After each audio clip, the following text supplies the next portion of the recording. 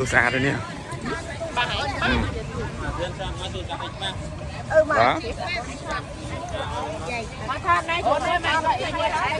Bà.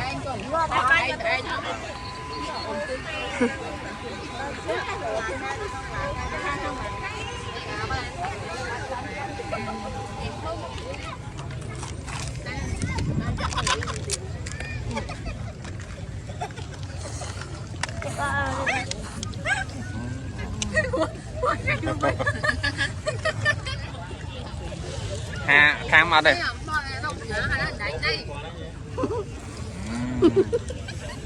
Ơi hay mùi nhá. Lên. Số bác.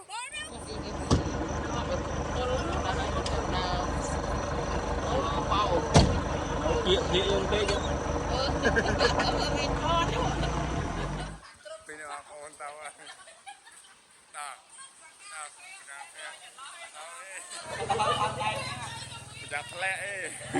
Đây chân này đấy. Đây coi. Cho ngư hai ba cho lên nó kìa.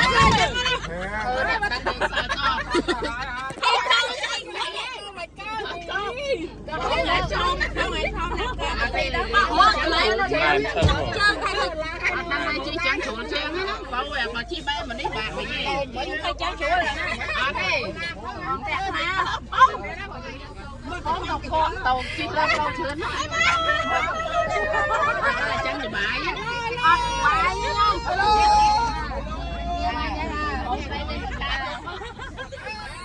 ơi nhưng anh đâu ấy mấy nó lâu nay nó đâu ấy cho mình áp cho nát nè cứ cho nát thò ngay cho nát thò ngay tàu ơi anh ba đây được đẹp luôn đã tôi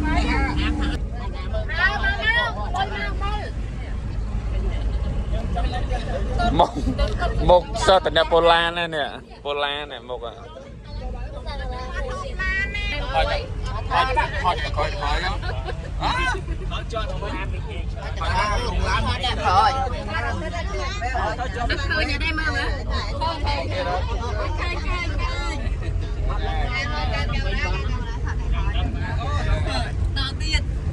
Tèo nè đã khỏi để cho vâng mình để cho vâng mình nè vâng nè vâng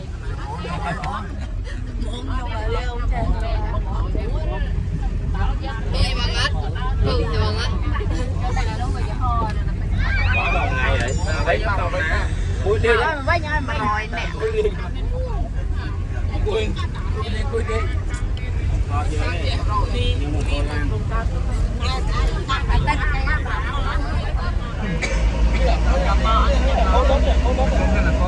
chưa cô đó chứ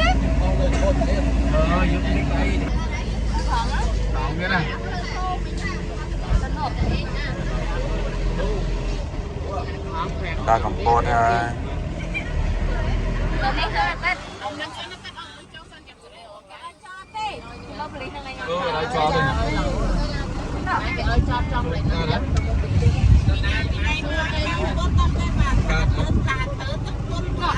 cho nó cá đó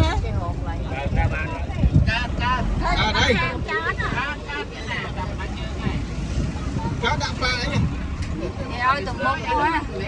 cái mỗi đầm một miếng nhé đã lại đúng lấy qua cái lấy mấy nó mà lấy ăn quên đây này để cho nhà này đây thu tiền không chết chăm bọt bên cho em chị ba cho dân nó với hai chui nữa ở phụ lên cho nó ạ bọt chẳng bọt với ngon nhé chẳng bọt với ngon nghe thôi mà chỗ mà ta ăn đây mà em này hay nhông thêm mấy chồng chọn lên xoay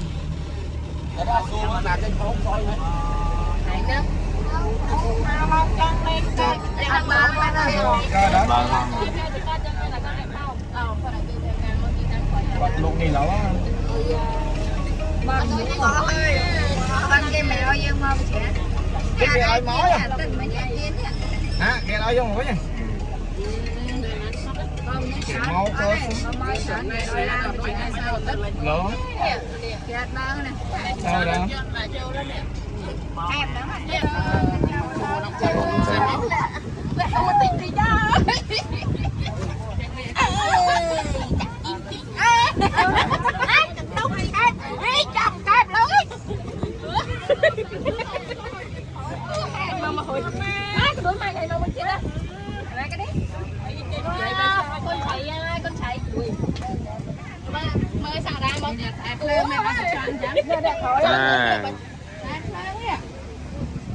vô giá mấy nó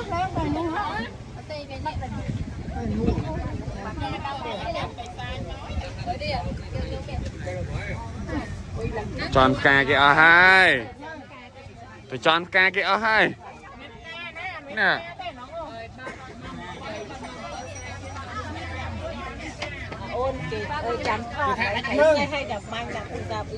ôi chọc chọc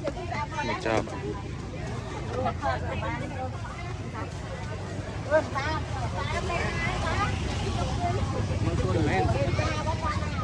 chui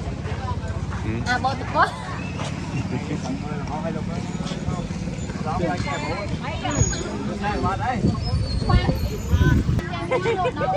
mà gì ở Việt Nam ta về mình về nhé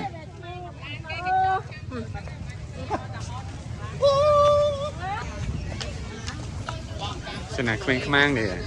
nè bơ khuyên thuê nhỉ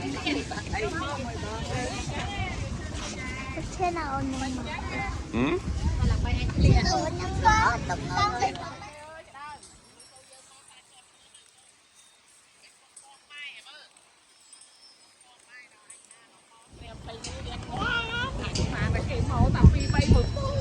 Anna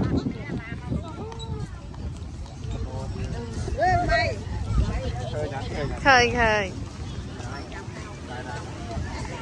cái gì thế thì nó chung mà lên của bồn hay mà mới ta lo ca làm tay tổng ăn là nó kịp bật trăm là mong cái gì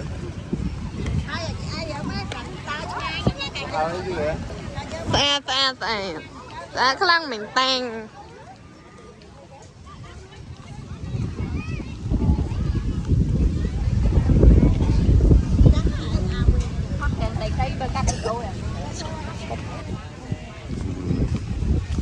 Việt Nam đi cầm mông nè cầm mông mà lại đi ra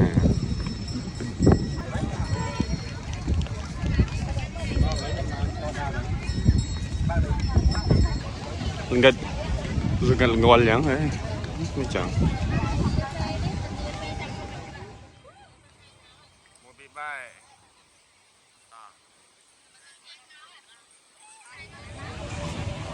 tôi xa rồi nè đó bà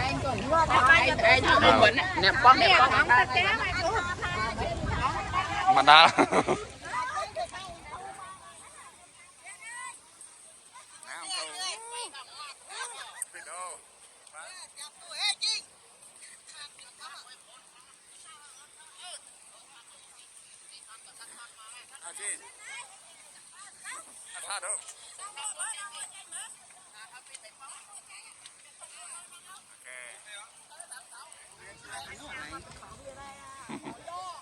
tha chung nè đừng ăn nè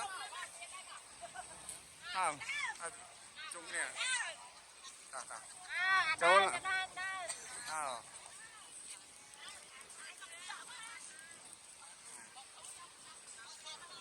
cháu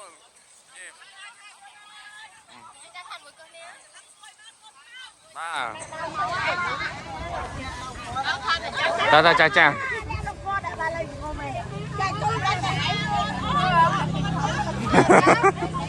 đau không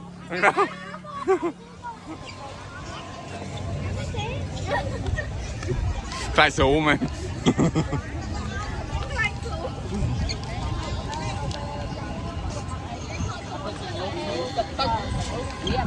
thằng nó sai là sạch luôn đấy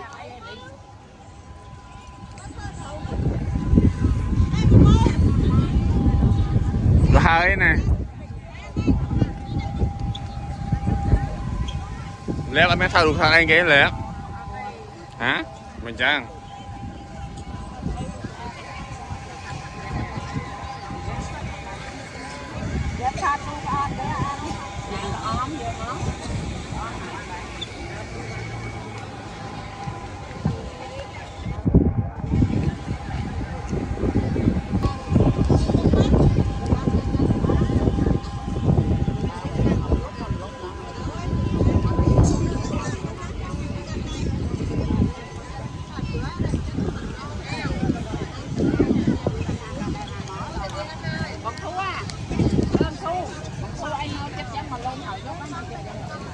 màu té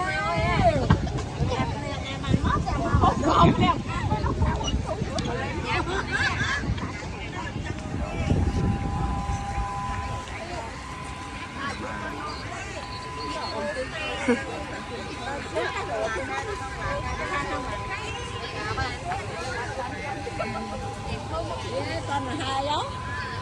bà làm lâu lắm rồi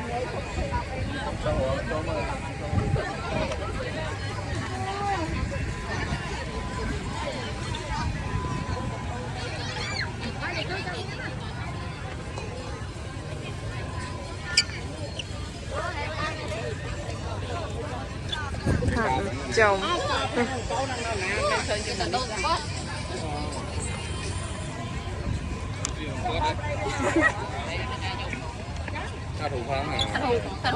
thật đó thật tại đây cho không tí chị thôi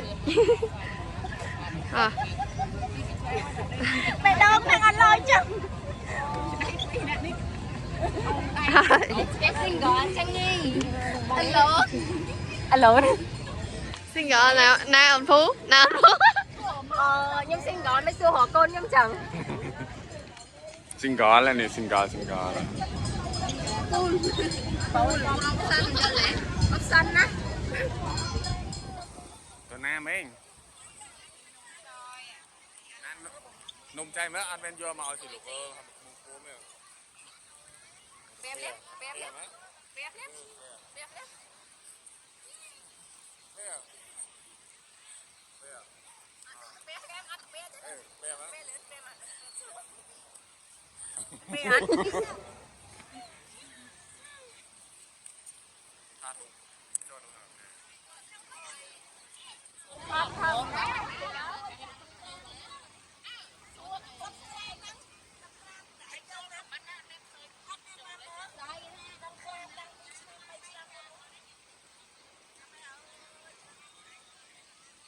mà vui đấy vui hô lê ơi chả bột một hồn Đi trên một thon cái chun mau ơi kìa mau là quay biết dù buông anh là ai tôi sẽ một con nữa tôi xe phi ấy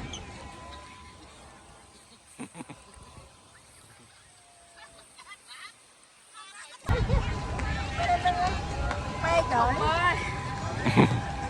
nó bị nó căng thời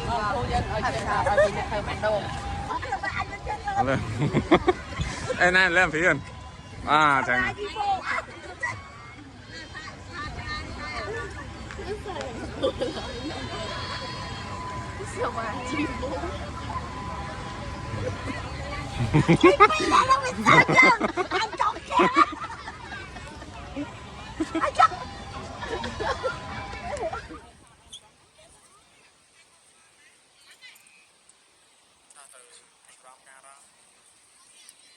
kem róm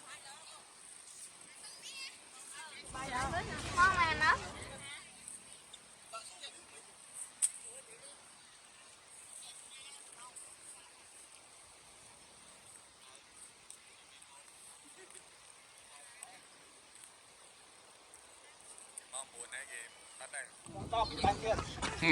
nè đâu hiểu mơ mong đón máy mình tiếp tục mót lên đi đẹp đẹp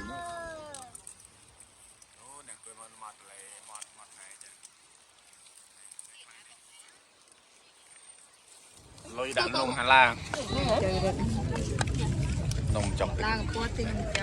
ở đây gì thì để đi ở lối chơi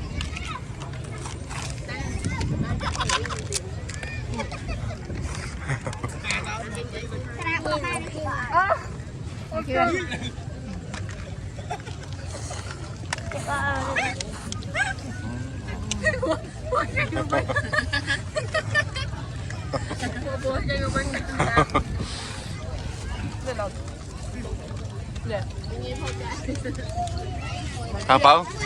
Bảo sẽ style hà mạt đây mày? style hà mạt ấy kia đấy mình hà mạt thôi theo style hà mạt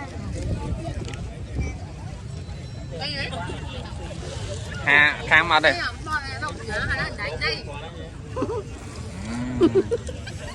anh ơi hay mùi nhá lên số bác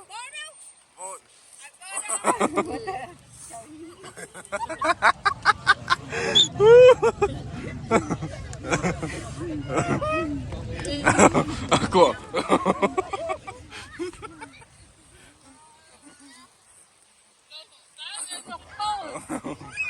sợ ra cái mặt em ăn là xong thôm hai thúng chập đấy ngốn chay ní đây đây hai món nha cái dùng là đây chọn vô món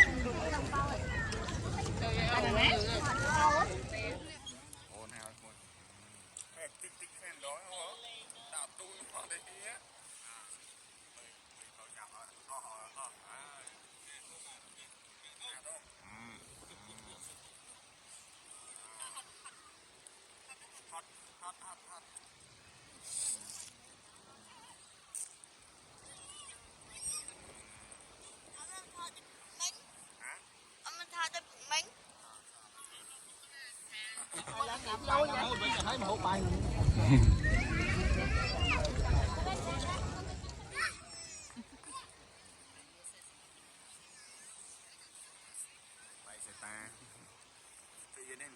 ta mấy bánh heo rồi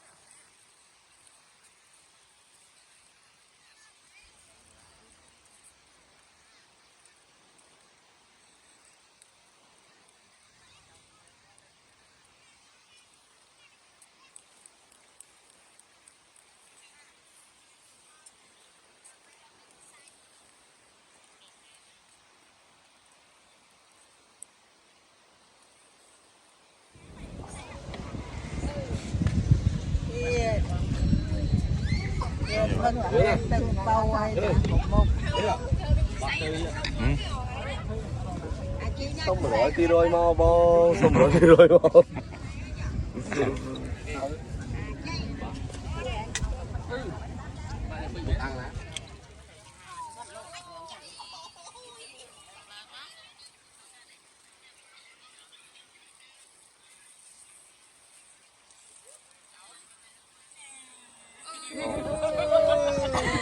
lọt tàu về nha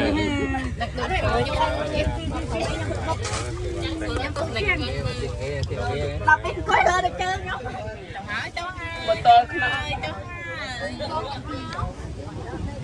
ôn vừa nạp bớt lên rồi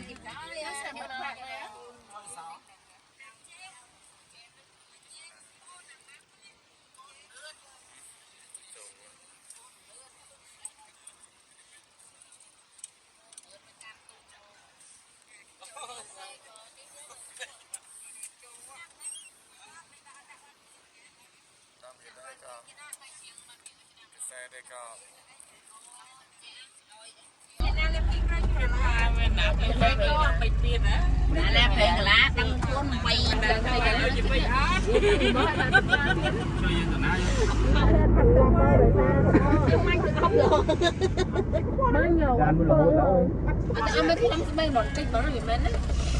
lọt tàu Vinh 2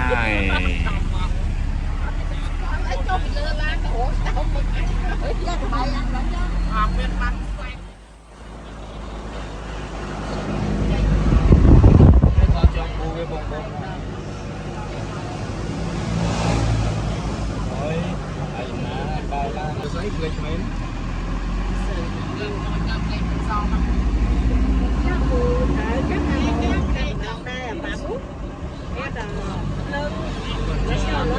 Đồng na nè, đồng na nè.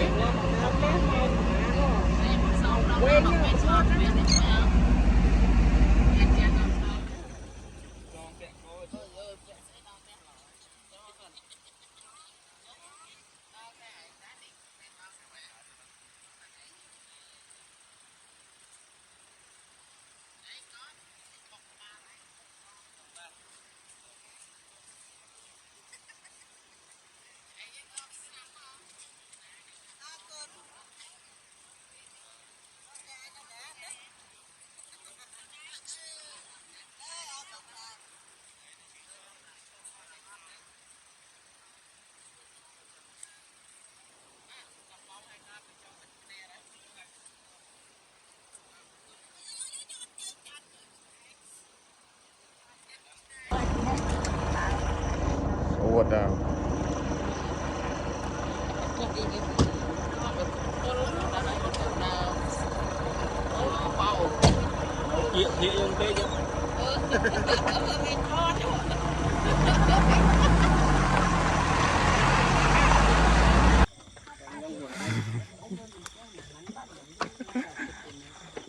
Chăm trung ai ở đó lỗ chừng tiền tranh tam cụt tranh tam một cái này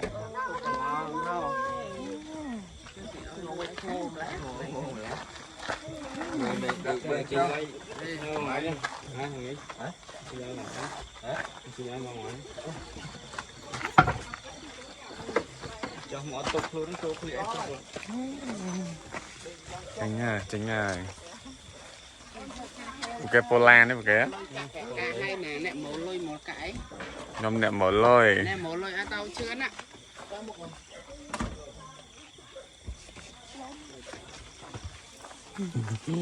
cho nàng đấy ở phố xem một con ở đây này nhom nè tranh ta ở đây nhom nè tranh ở bong phôn ở nè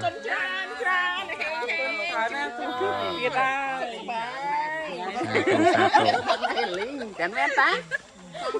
bán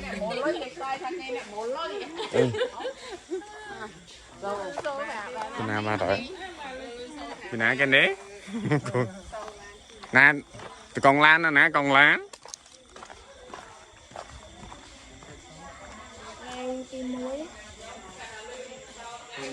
tao ơi ấy rồi